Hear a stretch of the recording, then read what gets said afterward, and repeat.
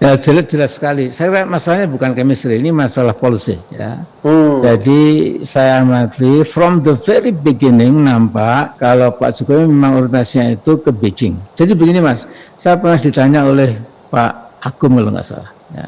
Yeah. Mas, semua profesor kok tidak ada sih itu yang berani kritik Pak Jokowi waktu jadi gubernur gitu. Kok cuma Anda saja gimana? Anda itu pertimbangannya apa? Pak, pertimbangannya itu karena ya seperti sesungguhnya Pak Yusuf Kala itu selalu mengatakan tolong deh jangan nyapres dulu gitu, buktikan kalau sampai belum buktikan gubernur berhasil jadi terus hancur Indonesia hancur gitu.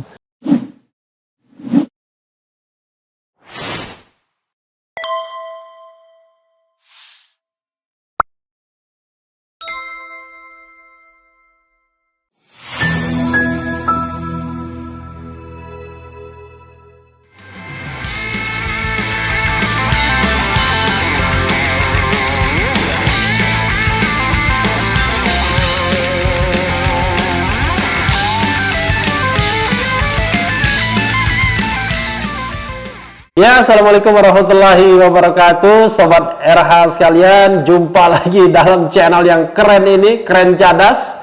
Nah, kali ini dalam rubrik dicecar itu dialog cerdas cara Refli.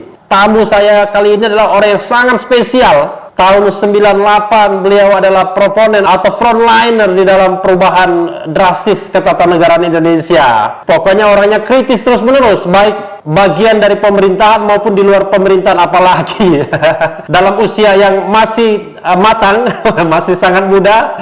Ya, dia adalah Profesor Amin Rais. Assalamualaikum Pak Amin. Waalaikumsalam warahmatullahi wabarakatuh. Sehat-sehat Pak Amin ya? Alhamdulillah. Alhamdulillah. Hari ini Pak Amin kan kelahiran 44 ya? Iya. Nah, itu 2 kursi terbalik itu. Memang kayaknya hobinya Pak Amin itu membalikkan kursi itu. Dibandingkan Mahathir Muhammad tuh jauh lebih muda ini usianya, Pak. Saya jadi merasa muda dah Pak Mahathir. Saya akan mengajukan beberapa pertanyaan. Pertanyaannya nih, mohon maaf nih Pak Amin, saya kalau nanya tanya aja apa adanya ya. Silakan monggo. Pertanyaan pertama Pak Amin ya. Saya mendengar cerita tahun 99 setelah Pak Habibie ditolak pertanggungjawabannya dan morally Pak Habibie tidak mungkin lagi maju sebagai calon presiden dalam sidang umum MPR. Kelompok Poros Tengah, Sokol Poros Tengah, teman saya mengatakan begitu, kumpul di rumah Pak Habibie dan mereka sepakat menunjuk Pak Amin.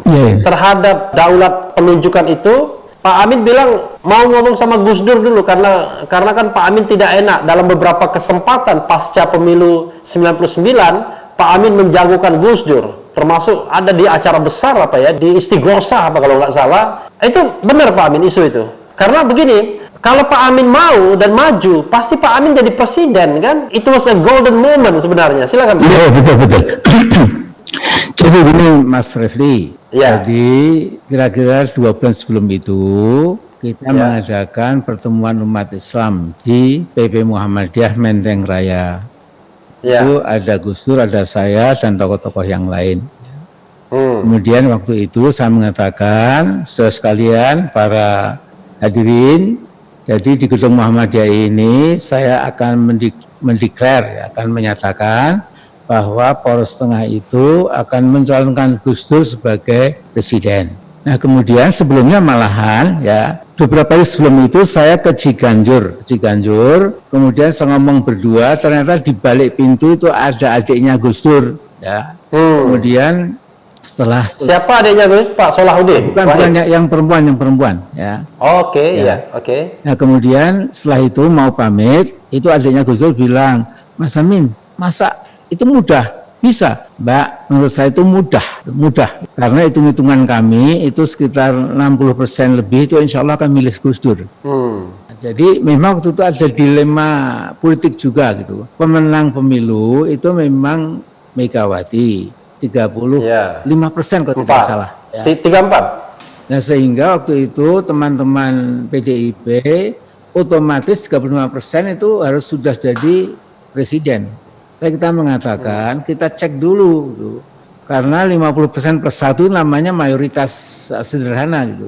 Jadi tetap akan kita uji di MPR gitu. Nah di MPR itu saya tahu Poros Tengah itu lebih kuat dari PDIP. Ya. Nah karena itu memang ini ceritanya sedikit agak panjang sedikit ya. Jadi waktu itu setelah Pak Habibie tidak diterima laporan tanggung jawabnya itu, kemudian Pak Habibie mengatakan tidak mungkin saya maju lagi.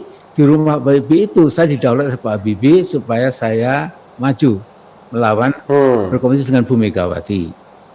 Itu sehari sebelum pemilihan, Pak ya? Iya, sebelum pemilihan malam ditolak Pak Habibie itu ya. Nah kemudian saya mengatakan Pak Habibie, saya ini mempelajari sedikit banyak sejarah umat Islam modern di negeri kita ini.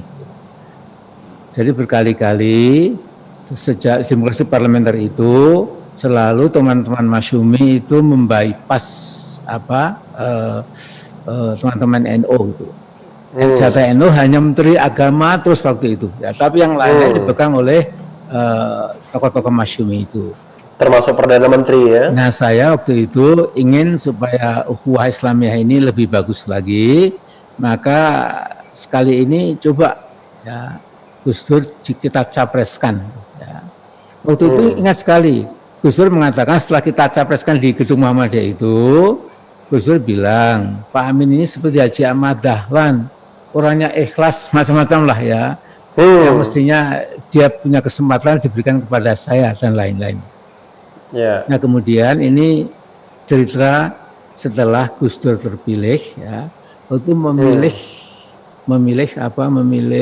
Bu Megawati ya, sebagai cawapres. Waktu itu Bu Megawati ada banyak pesaingnya juga itu. Dan yang paling kuat yang Bu Megawati.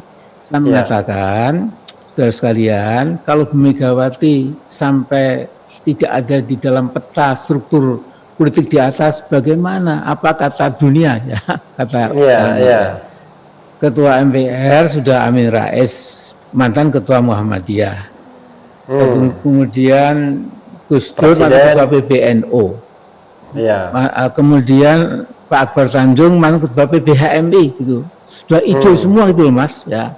Nah kemudian saya katakan, andai kata dipilih pun sebagian besar memilih Bu Megawati. Akhirnya Bu Megawati menang ya. Ya.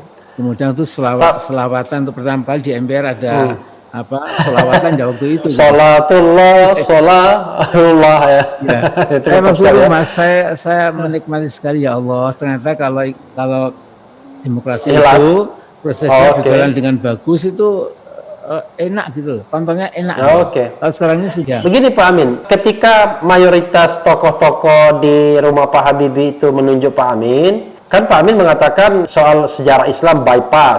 Tapi yang informasi yang saya dengarkan, Pak Amin mengatakan nggak enak sama Gus Dur karena sudah menjagokan Gus Dur. Ya memang Mas. Ya. Jadi kan begitu saya tahu ya. Jadi bukan berarti saya lantas merasa nggak mampu, enggak gitu. Insya Allah saya juga mampu gitu. Cuma waktu itu kesan saya muncul di tikungan itu sementara 10 hari sebelumnya saya sudah disumpah oleh Mahkamah Agung ya, sehingga saya dengan Pak Habibie dan bapak yang lain beri saya waktu untuk telepon ibu saya. Saya jam 3 pagi saya telepon, beliau dengan tenang mengatakan, Amin, saya lihat di televisi itu kamu sudah disumpah di bawah Al-Quran sebagai ketua MPR untuk 5 tahun ya. Jadi kafling ya, orang Belanda kaflingmu itu di MPR untuk 5 tahun. Biarkan kafling presiden diambil yang lain, kan kamu jagoan Gus Dur. Ya Bu, samina wa ta'na. Saya bilang Pak Habibie, the game is over ya. Tapi ada cerita yang nggak ada di Quran. Itu Pak Insinyur Sunoto, ya, itu tokoh PAN dengan Fuad Bawazir, bisa dicek ini, Mas Fuad juga masih hidup, masih segar sekali, itu lari ke Ciganjur ya, dan mengatakan, Gus, malam tadi ini sampai dini hari kita mengikuti pertemuan di rumahnya Pak Habibie, mereka itu enggak menjauhkan Anda, menjauhkan Amin Rais. Tapi Gus Dur dengan tenang, enggak, Mas Amin sudah menunjukkan saya kok, apa kata Pak Amin saja, itu. Oh. Jadi, jadi yang terjadi sudah terjadi, Mas.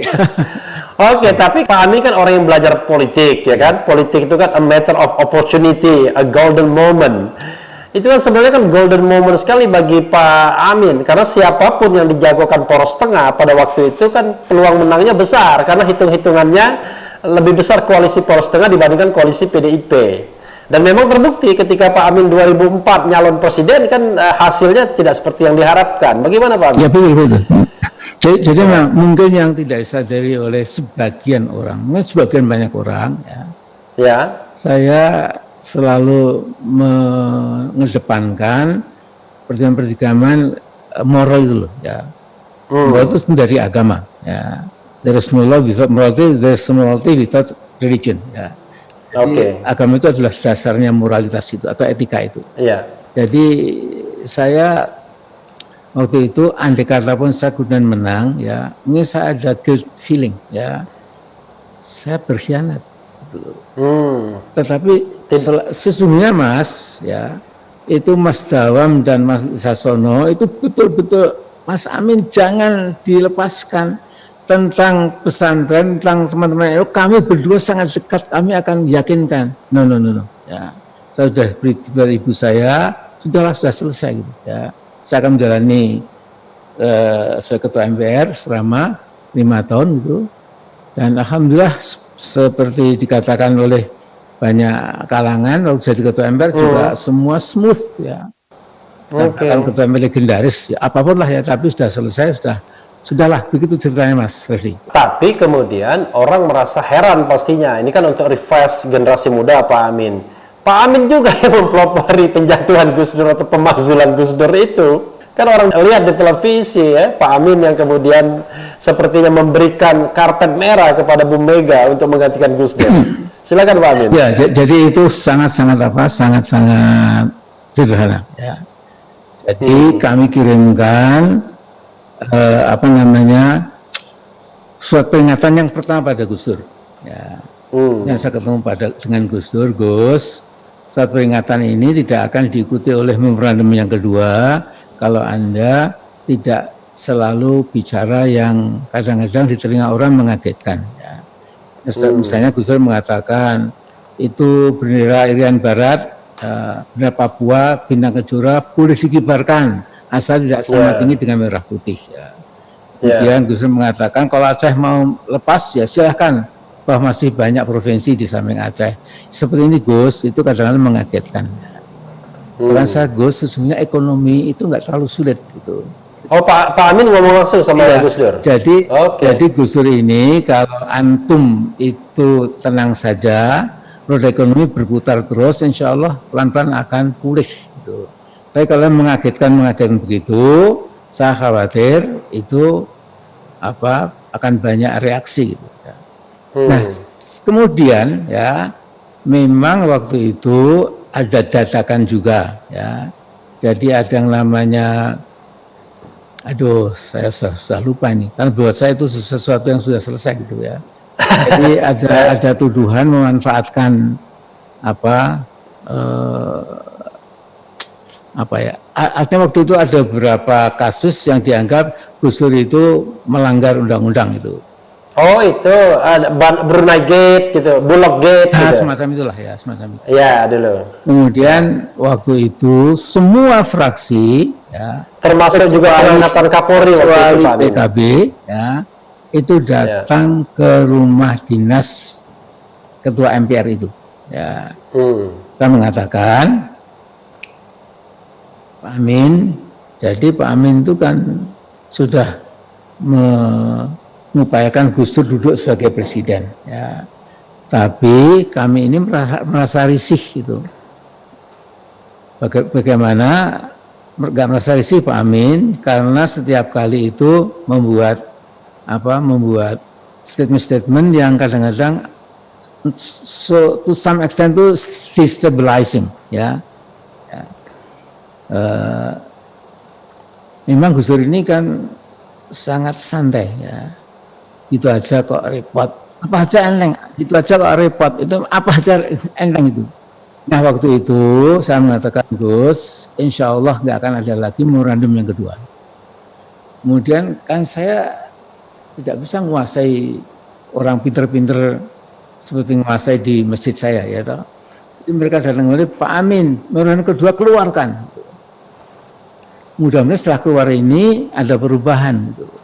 Nah, tapi kemudian saya pikir ini ya, Gus Dur itu dilingkungi oleh orang-orang ya, bukan teman-teman NU, bukan teman PKB ya, teman-teman yang mungkin lebih dengar ya, saya nggak usah sebut namanya ya, mungkin tidak etis gitu. Yang ini adalah NGO dan lain-lain ya. Kemudian ini mungkin lebih dengar ya, sehingga dia bilang tidak mungkin Anda impeach, tidak mungkin gitu. Nah, sehingga semakin kencang.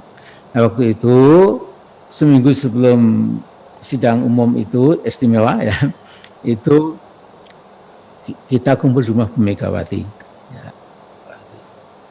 Kemudian saya mengatakan, Gus Dur, ini kami kumpul di rumah Megawati, termasuk Pak Matori PKB. Jadi masih ada kesempatan Gus, gitu. Anda masukan-masukan kami Anda dengarkan,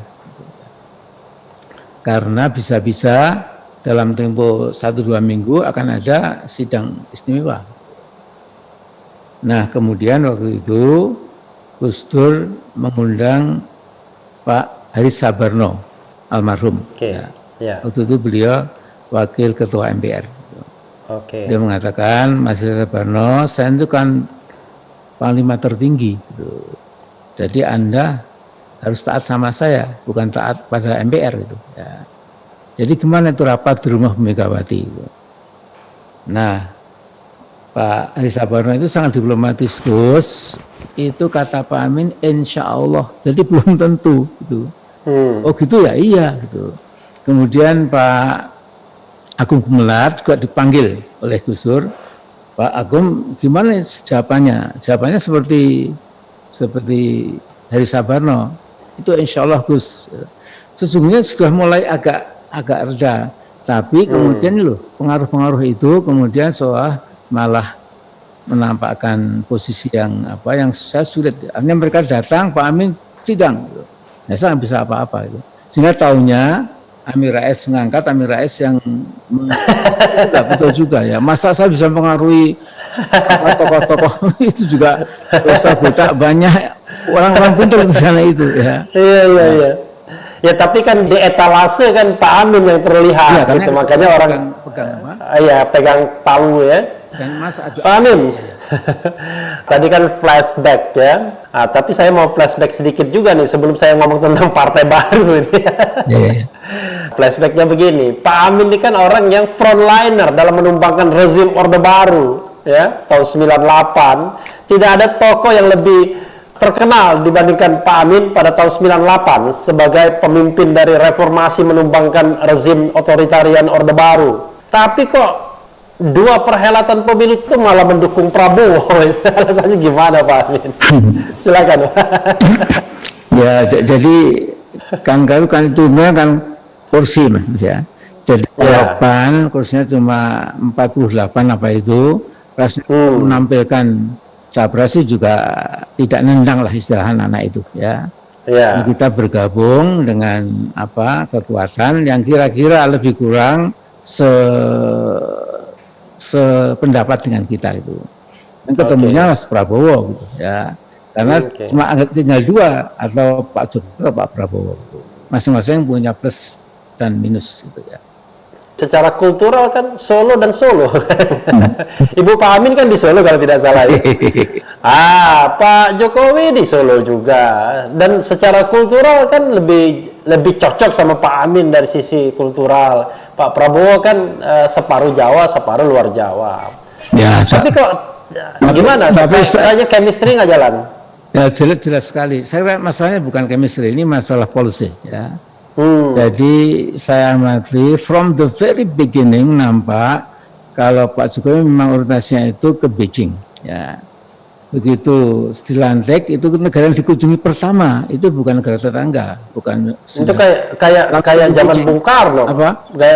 Kayak Bung Karno. Bung Karno itu kan Jakarta Peking Pyongyang. Nah, kemudian yang kedua, saya mengatakan dengan tegas, ini kalau tol laut dikawinkan dengan obor ya, jadi jalan laut dan jalan sutra, jalan dan lautan itu seperti mengawinkan Siti Nurbaya dengan siapa itu? Siti Nurbaya sama Bahri, Samsul Bahri. Bukan, dengan Oh, Datuk Maringgi. Datuk Maringgi. Ya, Datuk Maringgi berkuasa, semua dikuasai gitu. Siti Nurbaya menjadi partner yang dieksploitasi. Jadi kalau mengatakan kita akan sejajar dengan obor itu tidak mungkin, Mas ya. Jadi obor sama apa tadi Pak Amin? Apa? Mengawinkan obor sama apa tadi? Dengan tol laut. Oh, tol laut. Iya. Tol laut. Enggak, saya khawatir mendengarnya agak salah tadi telinga saya. Saya mendengarnya tol laut ya. Oh, tol laut ya. Bukan tolol ya, bukan tolol, tapi tol laut. Waduh, saya khawatir ngomongnya ya. Oke, silakan Pak. Nah, jadi itu Mas ya. Jadi memang saya melihat arahnya gitu. Nah, kemudian juga saya sudah, jadi begini Mas, saya pernah ditanya oleh Pak Agung kalau nggak salah ya. Mas, semua profesor kok tidak ada sih gitu yang berani kritik Pak Jokowi waktu jadi gubernur gitu ya. Kok cuma Anda saja, gimana? Anda itu pertimbangannya apa? Pak, pertimbangannya itu karena ya seperti sesungguhnya Pak Yusuf Kala itu selalu mengatakan, tolong deh jangan nyapres dulu gitu, buktikan. Kalau sampai belum buktikan gubernur berhasil, jadi nyapres hancur, Indonesia hancur gitu. Itu Pak Kala nggak mengurai, gitu. cuma pakai intuisi hancur gitu. Tapi kalau saya mengatakan bahwa jenjang-jenjang politik itu sebaiknya memang dilalui dulu ya. Dilalui. Nah, tapi kemudian kan rakyat kecil, mungkin rakyat kebanyakan dalam hal itu kesengsem ya, karena kemudian masuk got keluar, seperti sudah kemudian masuk ke sawah, berbahasa-bahasa dengan petani, kemudian ya itu carried away dengan itu, dan kemudian memang menangnya agak telak gitu ya. Itu konteks pemilihan DKI, gubernur DKI atau presiden? Menjelang presiden ya. Oh, menjelang presiden ya. Oke.